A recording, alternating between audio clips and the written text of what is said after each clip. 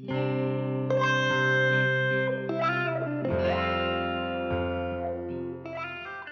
we first started the project, it was really myself and Jen. We were sitting there writing a musical, but neither of us really know anything about music. What we had were words on a page and a story structure, and that's why we had to bring in the incredibly talented Greg Siglowski. I feel that musicals kind of play to a very specific audience. First of all, I'm not included in that audience, so I wanted to write a musical that actually I would go and watch.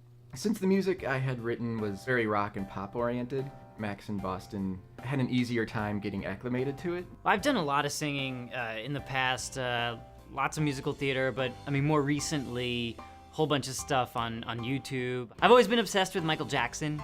Getting to do something that involved some sort of thriller-esque kind of feel, it was really amazing for me. I feel like Michael came out a little bit. I've played a lot of music before, but I'm not a trained singer, and I hadn't done this kind of material before. For me, I just saw classic rock with him. You know, something that's larger than life, you know, anthemic and stuff. It's just, it totally speaks to Brock and who he is, or who he thinks he is. I was imagining if Ween were playing a Kiss song, like some power ballad, but really meaning it. Though they're tongue-in-cheek at the same time, but really trying to own this. The approach that I took to it was to act in key. I would say Lisa has the most Broadway voice. I was a child star on Broadway. I was in Les Miserables as young Cosette, and I also did young Jane Eyre in Jane Eyre and the Sound of Music tour. Lisa was a very good sport. I do remember when Zoey sings "It's Always Darkest Before the Dawn," I really wanted that line to be belted out in a very just